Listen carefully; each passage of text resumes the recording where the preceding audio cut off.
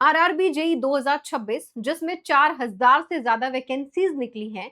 अगर आप सीरियस वाली तैयारी कर रहे हैं, शुरू कर दी है या करने वाले हैं, सबसे पहले आपको ये पता होना चाहिए कि आपका सिलेबस क्या है। तो आज के सेशन में मैं जीके जीएस के बारे में बताऊंगी, स्पेशली स्टैटिक जीके। इसमें 25 से 30 टॉपिक्स होते हैं।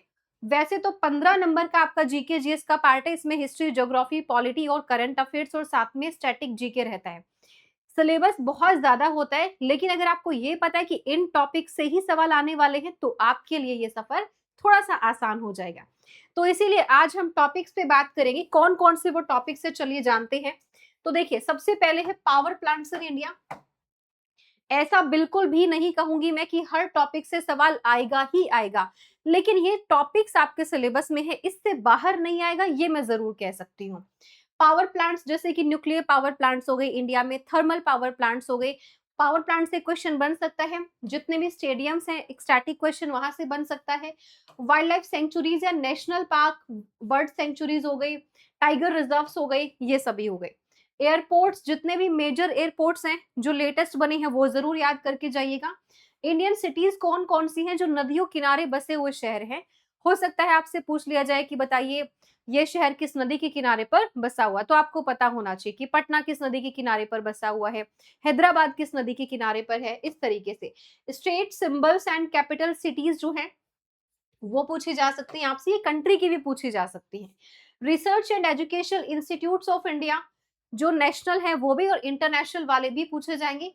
पब्लिक सेक्टर कंपनीज कौन सी हैं और उनके हेडक्वार्टर कहाँ पे हैं, इसमें इंटरनेशनल वाला भी पूछा जा सकता है। जैसे यूएन का हेडक्वार्टर कहाँ पे है ना। ऑर्गेनाइजेशन चाहे स्पोर्ट्स की हो, फिडे कहाँ पे है, फीफा कहाँ पे है। Important ports in India, major folk dances, ये आर्ट एंड कल्चर का टॉपिक हो जाएगा। इसमें फेस्टिवल्स भी आ गए, फोक डांसेस आ गए। इंपॉर्टेंट पेंटिंग्स पूछी जा सकती हैं आपसे। Important lakes in India, important palaces and forts, कोई भी फोर्ट दे दिया जाए कि ये कहाँ पे है। जो टेम्पल्स हैं, फेमस टेम्पल्स किस स्टाइल में बने हैं, किस डायनेस्टी ने बनवाया है और ये कहाँ पर लोकेटेड है, ठीक है, या किस नदी के किनारे पर है, इस तरीके से बनेगा। इनके स्क्रीनशॉट जरूर ले लीजिएगा क्योंकि यही टॉपिक्स हैं जो आपके एग्जाम में पूछे जाने के चांसेस है। इंपॉर्टेंट डैम्स कौन कौन से हैं, यूएन की कितनी बॉडीज हैं, 6 बॉडीज है तो 6 के नाम पता होने चाहिए। हेडक्वार्टर कहाँ पे है।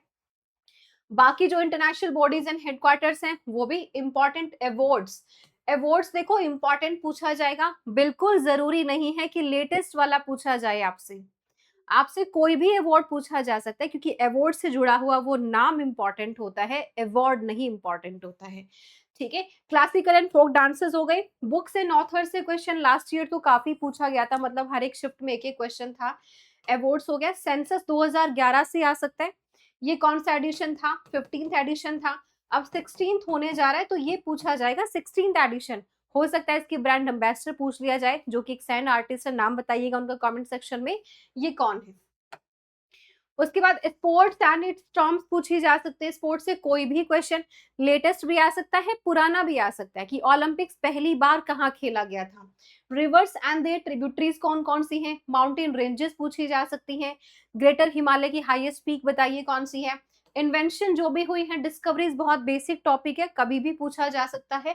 फर्स्ट इन एनी कैटेगरी, किसी भी डिपार्टमेंट में पहली बार महिला का अपॉइंटमेंट हुआ है, किसी कंट्री में, जापान में पहली बार एक फीमेल पीएम अपॉइंट की गई है। अभी हाल ही में एक ऑर्गेनाइजेशन में भी फीमेल प्रेसिडेंट का अपॉइंटमेंट हुआ है, जो कि पूछा जा सकता है। जैसे ओलंपिक्स जो है हमारा इंटरनेशनल ओलंपिक कमेटी में है ना, क्रिस्टी कॉवेंट्री है। Indian and international organisations, Ramsar sites हो गई। इसमें कुछ कुछ टॉपिक्स तो रिपीटेड हैं यहाँ पे। तो कुल मिला के हम ये कह सकते हैं कि 25 ऐसे टॉपिक्स हैं जहां से सवाल बनने के चांसेस हैं। अब जो बच्चा आज से ही पढ़ेगा वो इन 25 टॉपिक्स को कर सकता है। कहाँ पे मिलेंगे सारे टॉपिक्स, बिल्कुल फ्री है, इसके लिए कोई पेड बैच लेने की बिल्कुल जरूरत नहीं है आपको।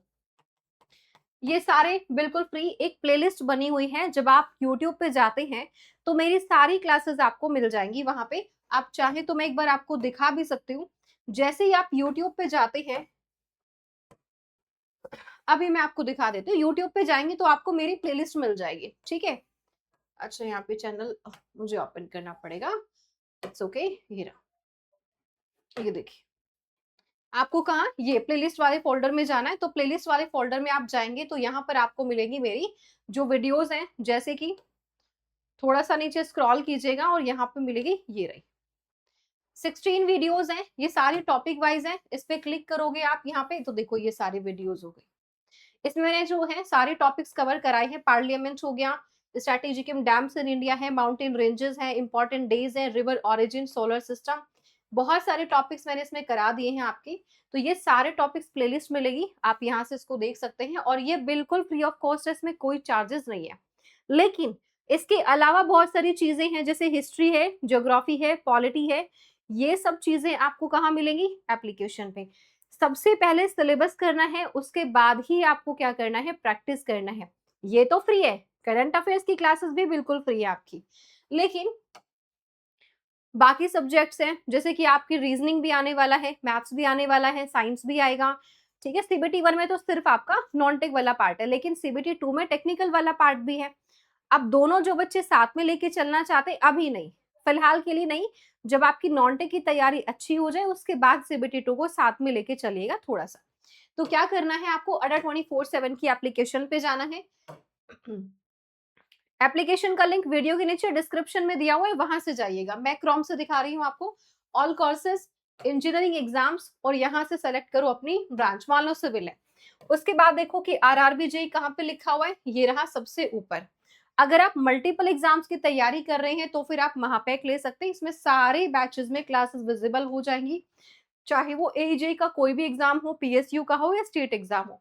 सिर्फ आरआरबी लेना है तो ये ले सकते हैं, किसी पे भी क्लिक कर सकते हैं आप। मैंने आरआरबी जेई पे क्लिक किया, सबसे पहले जो दिख रहा है वो महापैक, यानी कि सारे बैचेस के लिए एक पैक है। इस पे है ट्रिपल वैलिडिटी, और ये है आपका विजय बैच। विजय बैच में आप देख रहे हो टेक नॉन टेक दोनों है इसके अंदर, यानी कि हमारी तरफ से दोनों क्लासेस दी जाएंगी। इस पे जब आप क्लिक करेंगे तो बाय नाउ पे जाना है आपको, एंड कूपन कोड यूज करना है, विच इज ये डिस्काउंट कोड है Y774। ये डिस्काउंट कोड है जिसपे इस बैच पे आपको मैक्सिमम डिस्काउंट मिलेगा, सिर्फ 1800 हो गया है। 12 मंथ्स की वैलिडिटी आपको यहाँ पे मिल रही है। सीबीटी 1 के बाद में सीबीटी 2 की तैयारी के लिए भी आप इसी बैच का यूज कर सकते हैं। सारी लाइव क्लासेस मिलेंगी, सारी फैकल्टीज होंगे, उनके डाउट सेशंस होंगे, उनके यहाँ पे डेली प्रैक्टिस पेपर्स हैं, पीडीएफ्स हैं, क्लास नोट्स हैं, जो भी चीजें इंपॉर्टेंट है आपके लिए वो सारी चीजें यहाँ पे अवेलेबल हैं। तो जाइए वो फटाफट से जाके एनरोल कीजिए। अभी एनरोल करते हैं तो इसमें अच्छा खासा डिस्काउंट भी चल रहा है, जो कि बाद में खत्म हो जाएगा। बाकी कोई क्वेरी है तो आप कमेंट सेक्शन में मुझसे पूछ सकते हैं। और हाँ, नोटिफिकेशन, ऑफिशियल नोटिफिकेशन का वेट मत करना, एग्जाम डेट का वेट मत करना, क्योंकि वो एग्जाम से कुछ ही दिन पहले आती है, फिर तैयारी करने का समय नहीं बचेगा आपके पास। Thank you, wish you all the best.